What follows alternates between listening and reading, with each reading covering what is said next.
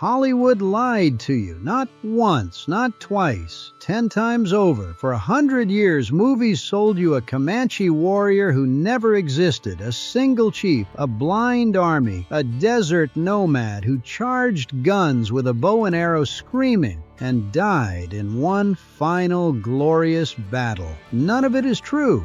The real story is stranger, darker, far more dangerous than anything a studio dared put on screen. Today, we tear down 10 of the biggest lies Hollywood built and replace them with what actually happened on the Southern Plains. Lie number 1.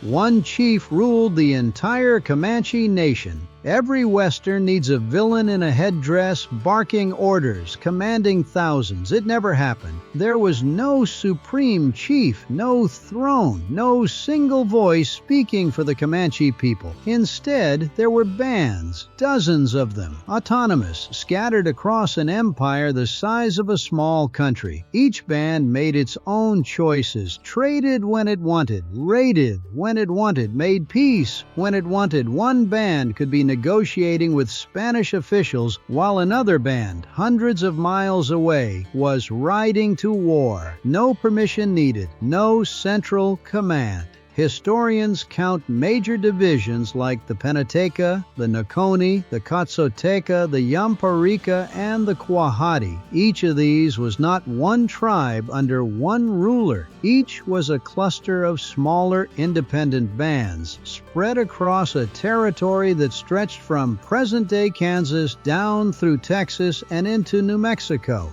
A treaty signed by one band bound nobody else. Hollywood needed a king. The Comanche never had one. Lie number 2. Warriors obeyed their chief without question. Imagine this. The chief raises his hand. Every warrior falls silent. Total obedience. Total fiction. A war leader earned his followers. He didn't inherit them. Reputation mattered. Kinship mattered. Spiritual standing mattered. Above all, success mattered. Warriors chose to ride with him freely. If he led them into disaster, that trust evaporated fast. His authority could collapse in a single failed raid. There was also a difference between a peace leader and a war leader, roles that rarely belonged to the same man. A peace leader guided the band's daily life and outward relations. A war leader only led when men chose to ride behind him for a specific raid. His pull often came from puha, a spiritual power the Comanche believed certain men carried. Lose that power in the eyes of your followers, and your command disappeared with it. There was no chain of command, no court-martial, just men deciding again and again whether this leader deserved to be followed. Loyalty was earned in blood, not inherited by blood. Lie number 3. They always charged in massive frontal waves. The image is burned into a generation of moviegoers. Hundreds of warriors thundering across open ground, straight into rifle fire. It happened sometimes. The assault on the buffalo hunters at Adobe Walls in 1874 is real history, and it was led by a young war leader named Quanah Parker. But it was not the standard, not even close. The real Comanche way of war was speed.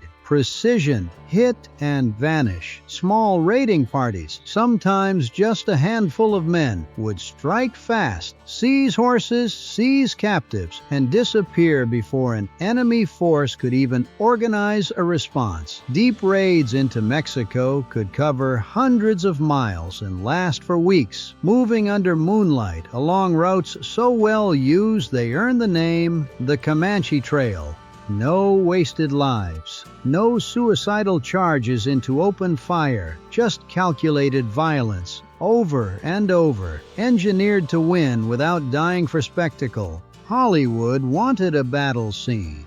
The Comanche wanted results.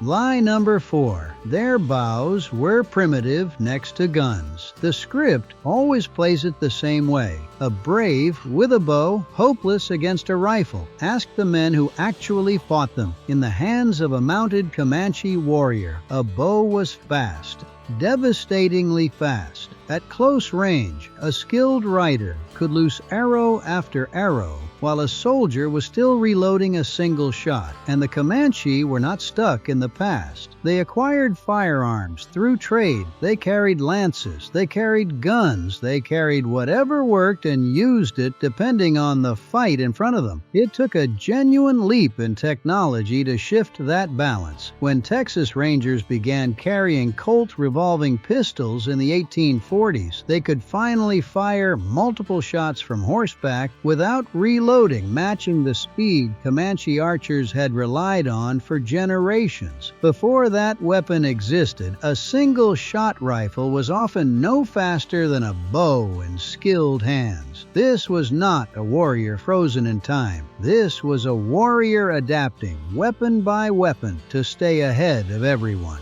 Lie number 5. Their raids were just massacres of settlers. This is where the myth turns ugly and where the truth gets uncomfortable for everyone. Comanche raids were not random slaughter for the sake of slaughter. Most had a clear objective: horses, livestock, weapons, goods, captives, economic targets, strategic targets. Yes, violence could be extreme. Retaliation could be brutal. This is not a story with clean heroes, but painting every raid as senseless murder erases the calculation behind it. These were operations, planned, purposeful, not chaos for its own sake. Captives themselves often became part of the objective. Some were kept and adopted. Others were ransomed back to their families or to traders for goods, horses, or money, turning a raid into a source of ongoing profit long after the horses had been driven home.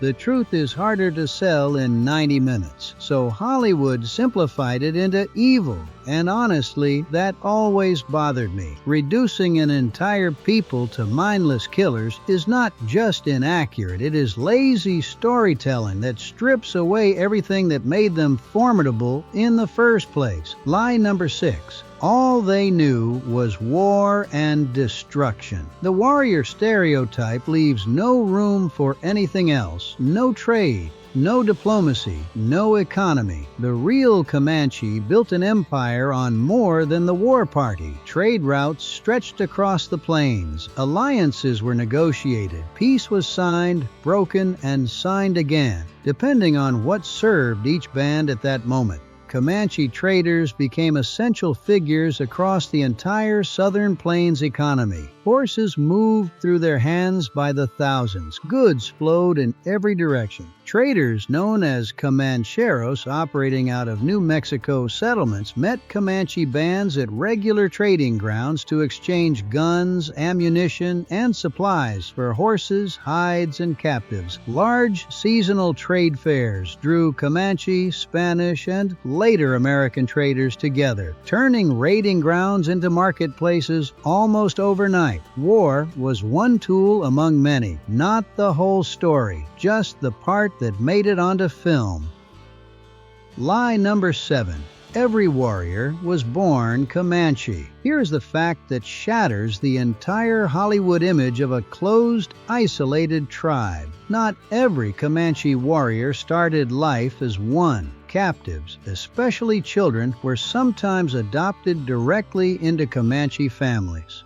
Fully absorbed, fully raised within the culture. Some of those adopted boys grew up and rode into battle as Comanche warriors themselves. This was not guaranteed. Not every captive was adopted. Experiences varied wildly, and captivity could mean very different fates for different people. The most famous case involves a young girl named Cynthia Ann Parker, captured as a child in Texas in 1836. She grew up fully within the Comanche world, married into it, and became the mother of Quanah Parker, the very war leader who later led the raid at Adobe Walls. But the fact remains, Comanche identity was not only blood. It could be built. It could be given. Hollywood never had room for that kind of complexity.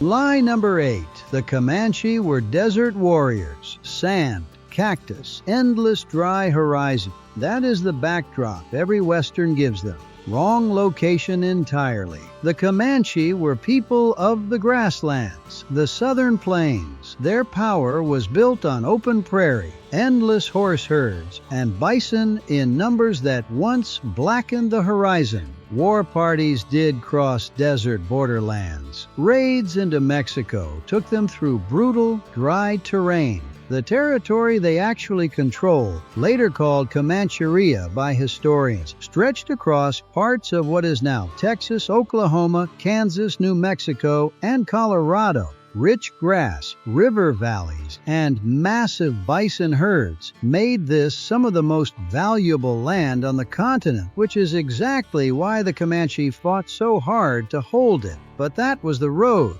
not the home. The heart of Comanche life beat on grass, not sand. Lie number 9.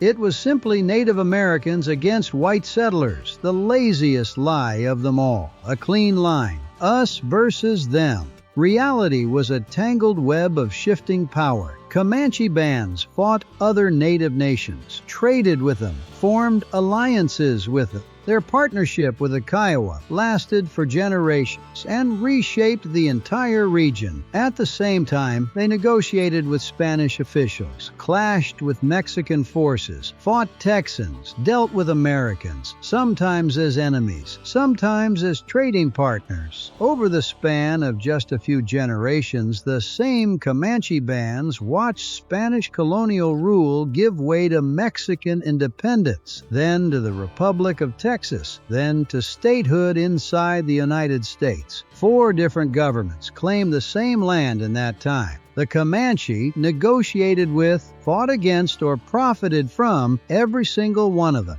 This was not a two-sided story. It never was. It was a chessboard with a dozen players, and the Comanche played it better than almost anyone. Lie number 10. The U.S. Army beat them in one final heroic battle. Every legend needs a last stand.